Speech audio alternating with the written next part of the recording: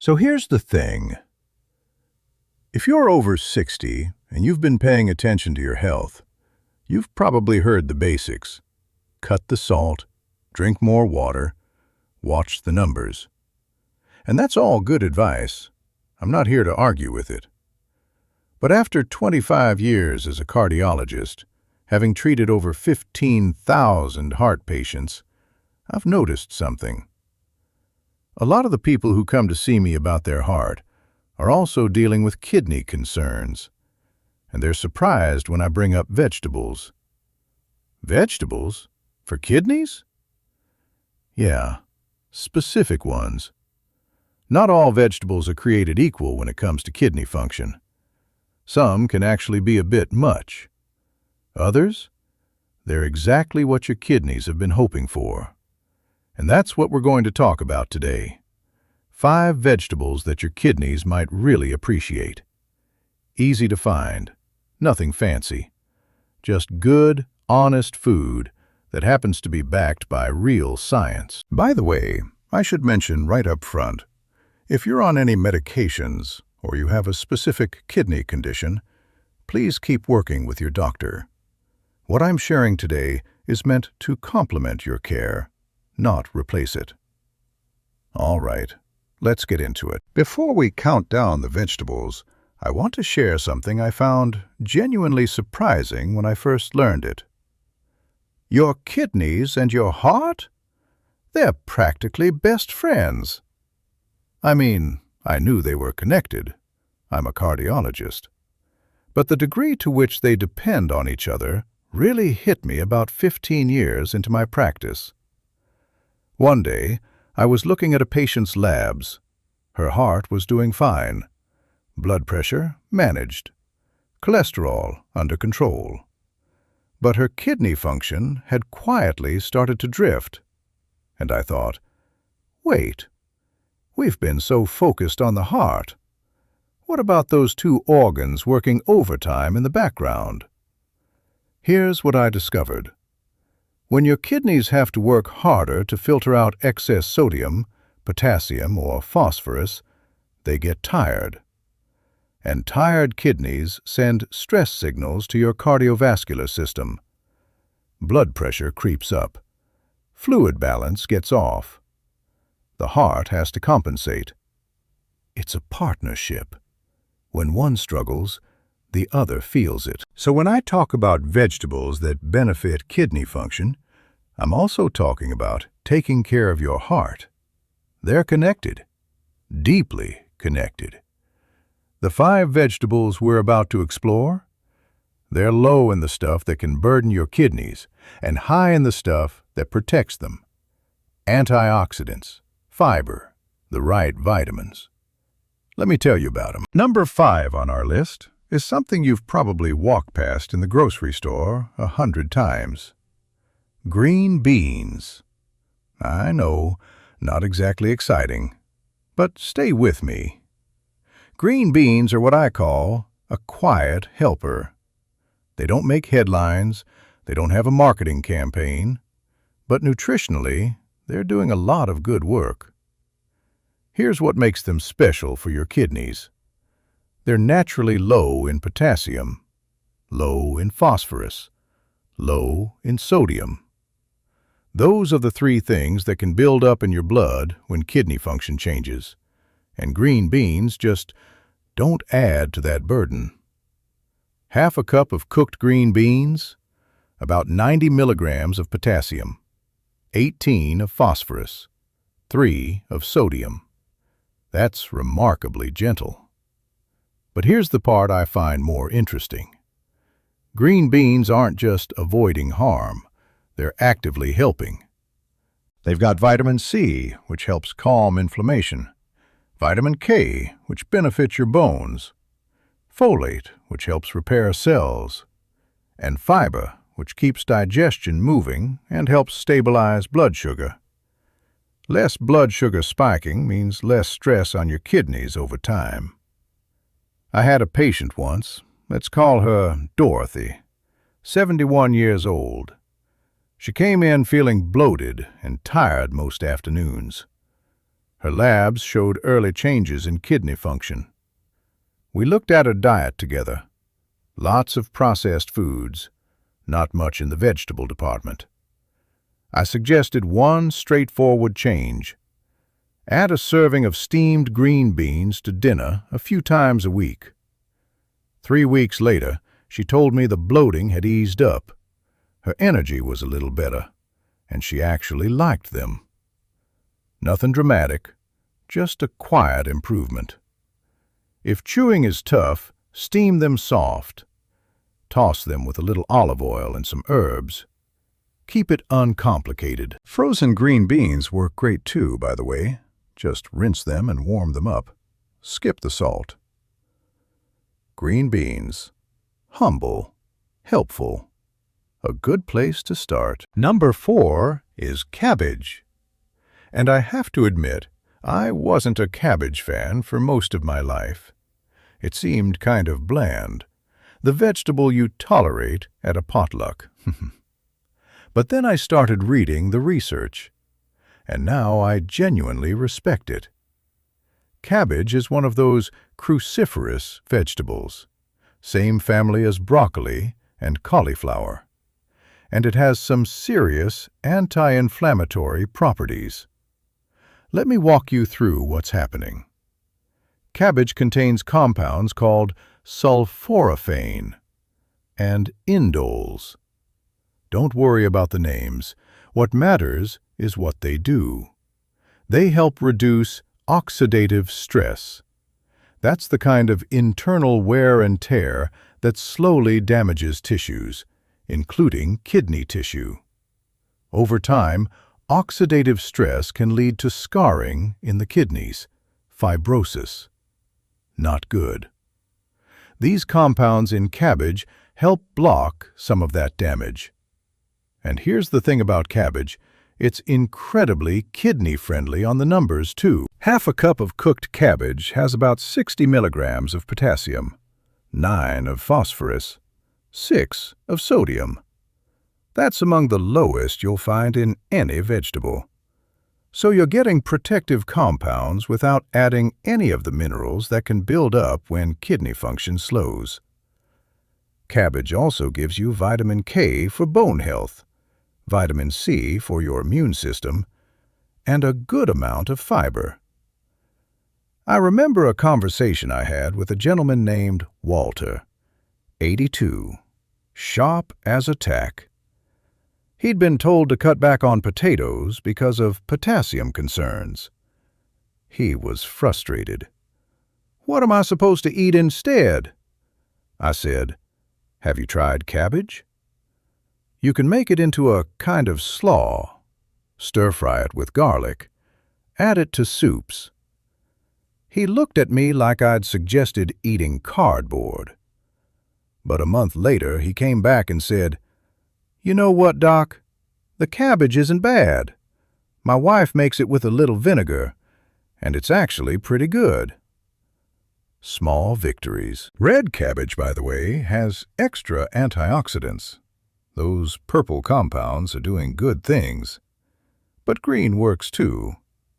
Cabbage. Affordable, available year-round, quietly protective. Number 3 is carrots. Now, most people think of carrots as eye food, good for vision, that whole thing. And that's true. But carrots do more than that. The star compound in carrots is beta-carotene. Beta-carotene. That's what gives them their orange color. Your body converts beta-carotene into vitamin A, and vitamin A plays a really important role in maintaining the lining of your organs, including your kidneys. The kidneys have this delicate inner lining, epithelial tissue. It's like a protective barrier.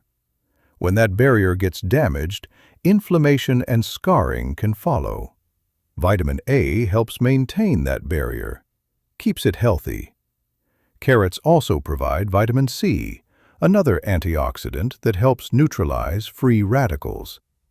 Free radicals are those unstable molecules that cause oxidative stress, the kind that wears down kidney tissue over time. And there's fiber in carrots too. Soluble fiber that helps regulate blood sugar and lower cholesterol. Both of those things matter because high sugar and high cholesterol can damage blood vessels, including the tiny ones in your kidneys. Now, carrots are considered medium in potassium. A medium raw carrot has about 195 milligrams. That's usually fine for most people. But if you're on a strict low potassium plan, you might want to keep portions modest. One of my patients, a retired engineer named George, asked me once, "What's the easiest healthy thing I can just grab from the fridge?" I said, "Baby carrots. Keep a bag in there. Grab a handful when you want a snack." He did. Still does, as far as I know. Here's a little tip. Cooking carrots actually helps your body absorb more of the beta-carotene. So roasting or steaming isn't just tastier, it's also more nutritious. Carrots. Doable. Satisfying. Good for your kidneys. All right, before we get to numbers 2 and 1, let me pause for a moment. I want to be really clear about something. These vegetables are generally beneficial and well tolerated by most people. But most people might not be your situation. If you have chronic kidney disease, especially stage 3 or beyond, you may need to watch potassium and phosphorus more carefully than someone with normal function. That means portion sizes matter. Timing matters. If you're on dialysis, the rules are different again. If you take medications for blood pressure, diabetes, or heart conditions, some of these vegetables can interact with how those medications work. Vitamin K, for example, can affect blood thinners. So please work with your doctor or a dietitian who knows your specific situation. What I'm sharing today is general guidance. It's meant to start conversations and give you ideas. It's not a prescription. And if you ever notice new symptoms, swelling that won't go away, changes in how much you're urinating, unusual fatigue, or anything that feels off, that's worth a call to your healthcare provider. Okay, safety moment complete. Let's continue. Number 2 is cauliflower. And I'll be honest, this one surprised me when I first looked into it. Cauliflower is basically the kidney-friendly swap for potatoes. Think about it. Potatoes are a staple for a lot of people. Mashed potatoes, baked potatoes, potato salad. But potatoes are high in potassium. For someone watching their kidney function, that can be a problem. Cauliflower? Much lower. Half a cup of cooked cauliflower has about 88 milligrams of potassium, 20 of phosphorus, 9 of sodium. That's significantly gentler than potatoes. But here's what I find really interesting about cauliflower. It contains the same kind of protective compounds as cabbage, glucosinolates, indoles. These help reduce inflammation and assist your body's natural detox processes. Your kidneys are detox organs. They filter your blood all day, every day. Giving them foods that assist that process, that makes sense to me. Cauliflower also provides vitamin C, vitamin K, folate, and fiber. A solid nutritional package. And it's versatile. That's the practical part. You can steam it, roast it with olive oil and a little pepper. Mash it into a creamy side dish that honestly tastes pretty close to mashed potatoes. Use it as cauliflower rice if you're watching carbs. I had a patient, a lovely woman named Irene, who told me she missed mashed potatoes more than anything after her doctor said to cut back. I said, "Have you tried cauliflower mash?" She hadn't. Her daughter made it for her the following week. Steamed cauliflower, mashed with a touch of olive oil, a little garlic, some fresh parsley. Irene called it A revelation? That might be overstating it, but she was happy.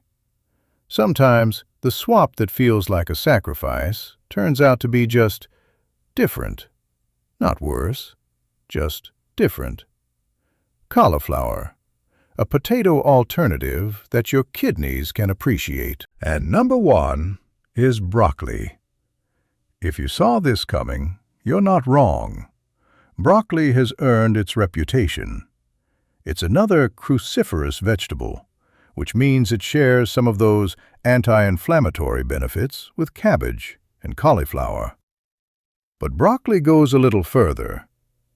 The key compound here is sulforaphane. I mentioned it earlier with cabbage, but broccoli has it in higher concentrations. Sulforaphane activates what's called the NRF2 pathway. That's your body's master switch for detoxification. When that pathway is active, your kidneys and liver become more efficient at clearing out waste and neutralizing harmful compounds. It also reduces oxidative stress and helps protect cells from inflammation-driven damage. Half a cup of cooked broccoli has about 229 milligrams of potassium. That's moderate, not low. So if you're on a very strict potassium limit, you'd want to watch portions. But for most people, it's manageable. Phosphorus is about 46 milligrams. Sodium, just 15. Those numbers work. Broccoli also gives you vitamin C, vitamin K, fiber, and a range of other beneficial compounds. It's nutritionally dense. Now, here's a practical tip. Steaming is one of the best ways to prepare broccoli if you want to preserve the sulforaphane. Boiling can reduce it. Roasting is fine, too, and honestly, roasted broccoli with a little olive oil and garlic is one of my favorite things. My wife makes it for us probably twice a week. Nothing complicated. Big flavor. If digestion is a concern, cooking it well makes it softer and easier on the stomach. You don't have to eat it crunchy. I think about broccoli as something that helps daily. Not a one-time fix, but something that, over time, meal after meal, contributes to how well your body handles the work of filtering and protecting. It's earned the top spot, not because of marketing, because of science. All right. We've covered the 5 vegetables. But before I wrap up, I want to talk about how to use this information in real life. Because knowing which vegetables are helpful is one thing. Actually eating them consistently, that's the part that matters. Here are some practical thoughts. First, rotate. Don't eat the same vegetable every single day. Your body benefits from variety. Different vegetables provide different nutrients, and rotating reduces the chance of overdoing any one thing. Monday may be green beans, Tuesday, cabbage, Wednesday, broccoli. You get the idea. Second, cook them in a way that works for you. If raw vegetables are hard to chew or digest, steam them, roast them, add them to soups.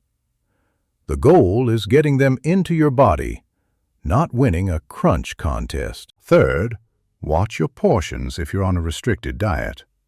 Even kidney-friendly vegetables contain some potassium and phosphorus. Half-cup servings are a good rule of thumb for most people. Spread them across your meals rather than eating a huge amount at once. Fourth, add a little healthy fat. Vitamins A and K are fat-soluble. A drizzle of olive oil helps your body absorb them better. Plus, it tastes good. Fifth, skip the salt. Seriously. I know it adds flavor, but your kidneys will thank you for reaching for herbs instead. Parsley, dill, garlic, lemon juice, pepper, all good options. Sixth, Prep ahead when you can. Wash and chop vegetables at the beginning of the week. Store them in containers. When dinner comes, they're ready to go. Consistency beats intensity. A little bit every day is worth more than a big effort once a month. And seventh, listen to your body. If something doesn't agree with you, if you feel bloated or uncomfortable, adjust. Try different cooking methods. Try different vegetables. Your body gives you feedback. Pay attention to it. So, that's our list. Green beans, cabbage, carrots, cauliflower, broccoli. 5 vegetables that are generally beneficial for kidney function. Low in the things that can burden your kidneys. Rich in the things that protect them. None of them are exotic. None of them require special preparation. They're just real food. Available at any grocery store. Affordable. Familiar. I've been a cardiologist for 25 years, and one of the things I've learned is that the most sustainable health changes are the small ones, the ones you can actually keep doing. Adding a serving of green beans to dinner, swapping cauliflower for potatoes once a week, keeping baby carrots in the fridge for snacks. These aren't dramatic interventions, but over time, meal after meal, week after week, they add up. Your kidneys work hard for you. They filter your blood, balance your fluids, help regulate your blood pressure. They do it quietly, without asking for much. Maybe we can give them a little help in return. If you found this helpful, I'd appreciate it if you considered subscribing. I make these videos to share what I've learned from 25 years of practice, and every subscription helps more people find them. And if you know someone who might benefit from this information, a friend, a family member, someone who's been thinking about their kidney health, feel free to share it with them. In the comments, I'd love to hear which vegetable you're thinking about trying first. Or if you've already been eating these, what's been your experience? What recipes work for you? We're all figuring this out together. Take care of yourselves, be kind to your bodies, and I'll see you in the next video.